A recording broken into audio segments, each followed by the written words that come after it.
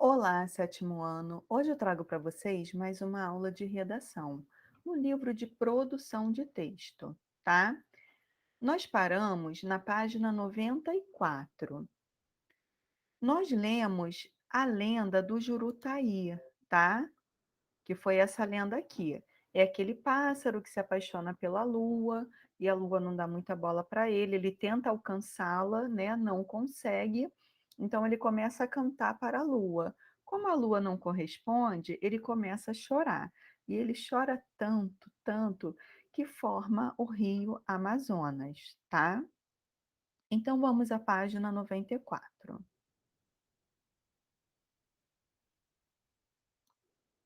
As lendas ao longo do tempo foram registradas por diferentes autores, os quais criaram suas versões.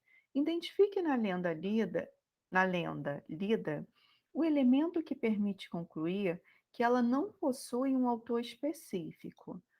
Então, se a gente voltar lá na fonte, né, no finalzinho da lenda, a gente vai ver que está escrito recontada. E essa palavrinha quer dizer que ela não tem um autor específico, ela existiu e começou a ser recontada, tá? Então a resposta é: o fato de ela ter sido recontada conforme indicado na fonte do texto. Qual é a importância de as lendas serem registradas por escrito?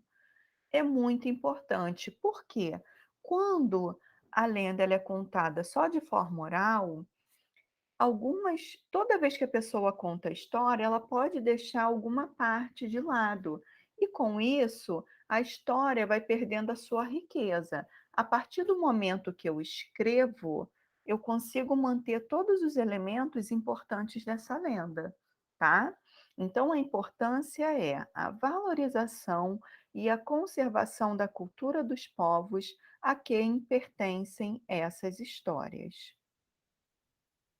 A lenda é um gênero narrativo ficcional. Retire do texto um trecho que confirme essa afirmação, ou seja, conta uma história de ficção, uma história inventada, não é uma história real, tá? Então eu posso pegar qualquer trecho que vai confirmar isso. A lua olhou para baixo, mas não respondeu, e lágrimas encheram os olhos de Jurutaí. Suas lágrimas rolaram pelo chão da floresta, encheram vales e escorreram em direção ao mar. E dizem que foi assim que o rio Amazonas surgiu. Então, dessa forma, eu tenho uma ficção, tá? Apesar de ser ficcional, a lenda mescla fatos reais com imaginários. Explique com base na história lida como isso ocorre. Então, gente, apesar dessa lenda ser uma ficção, ser inventada, eu tenho os fatos reais, né? Que são a existência da floresta amazônica, a floresta está lá, de fato, ela existe. O pássaro jurutaí também existe, a lua e o rio Amazonas, tá? Já os acontecimentos imaginários são a paixão do pássaro pela lua, esse voo em direção à lua, tá? E a desistência diante dos limites do impossível, o choro e a formação do rio, tá bom? Releia esse trecho da lenda. E ouvi falar de povos indígenas que acendem fogueiras quando a lua cheia brilha e cantam e dançam para fazer o Jurutaí cantar. Em sua opinião, qual é a importância dessa prática para os indígenas? Então, até hoje, quando a lua está lá cheia, brilhando, os índios dançam e o pássaro começa a cantar, com o intuito de fazê-lo cantar. Qual é a importância disso? É um ritual deles, né? Então, é um ritual que mantém viva a cultura indígena. Por isso que ele é tão importante, ok? Para os indígenas, a natureza é algo sagrado e eles acreditam que ela é habitada por seres fantásticos. Esses personagens pertencem à nossa cultura folclórica e muitas lendas sobre eles foram produzidas. Quais personagens do folclore você conhece? Então a gente conhece muitos personagens, né? O Saci Pererê, a Iara, a Mula Sem Cabeça, tá? E é muito interessante a gente falar isso, porque a natureza, para eles, é sagrada, eles respeitam muito a natureza. Então, eles são contra o desmatamento, né? O território ser explorado. Então, muitas vezes, a gente deveria, na verdade, agradecer os indígenas, porque eles protegem as terras, né? Eles não destroem a natureza. No primeiro parágrafo da lenda, foram empregadas expressões que indicam o tempo em que as ações ocorreram. Identifique essas expressões e relacione-as a características. Muito tempo atrás. Isso tudo está marcando o tempo dentro da lenda, tá? Uma noite.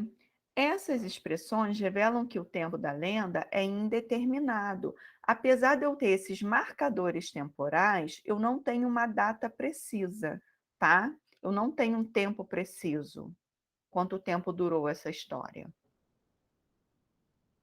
No segundo e terceiros parágrafos é narrada a tentativa de Jurutaí de se aproximar da Lua. Para isso, empregam-se a descrição e diversos adjetivos. Por que esse recurso é importante nessa lenda?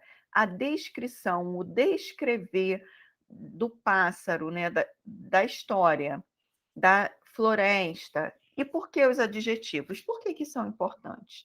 Porque, gente, ajuda o leitor a criar uma imagem visual da história, o voo do jurutaí, o cheiro das folhas, imaginar o sofrimento do pássaro, tá? Esse recurso contribui ainda para a poeticidade do texto, para trazer uma certa poesia ao texto, tá? Identifique a personificação empregada no quarto parágrafo da lenda. Qual é o efeito desse recurso em uma lenda? Então, vamos relembrar aqui. O que é personificação? A personificação ocorre quando são atribuídos sentimentos ou ações humanas a objetos inanimados ou seres irracionais, né? Os animais, por exemplo. Então, nesse caso aqui, eu tenho um animal que representa o ser humano, a paixão, né?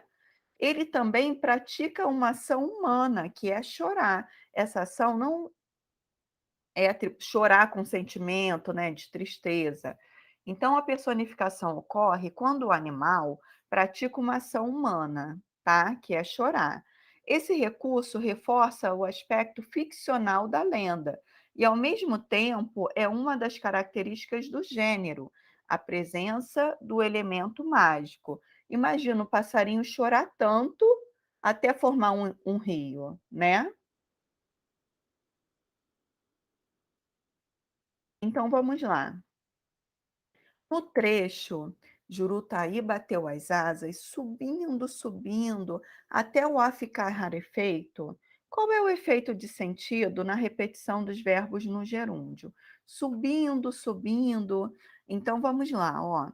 A repetição dos verbos no gerúndio indica o quanto Jurutaí havia subido, enfatizando assim o esforço de sua ação para chegar até a Lua.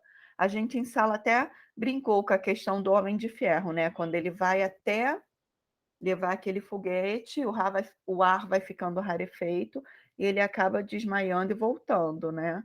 Novamente. Assim foi com o Jurutaí, tadinho. Perdeu até a consciência.